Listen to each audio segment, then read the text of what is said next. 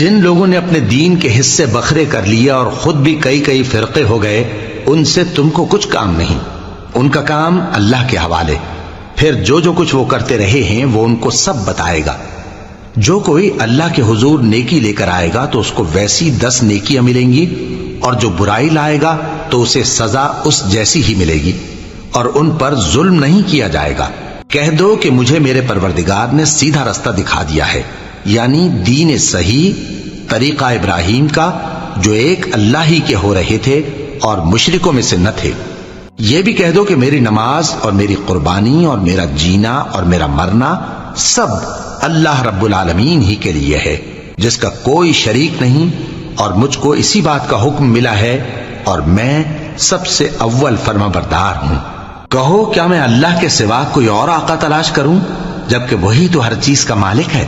اور جو کوئی برا کام کرتا ہے تو اس کا ضرر اسی کو ہوتا ہے، اور کوئی شخص کسی دوسرے کے گناہ کا بوجھ نہیں اٹھائے گا۔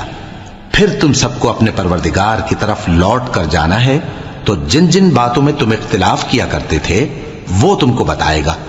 اور وہی تو ہے جس نے زمین میں تم کو اپنا نائب بنایا اور ایک کے دوسرے پر درجے بلند کیے، تاکہ جو کچھ اس نے تمہیں بخشا ہے اس میں تمہاری آزمائش کرے۔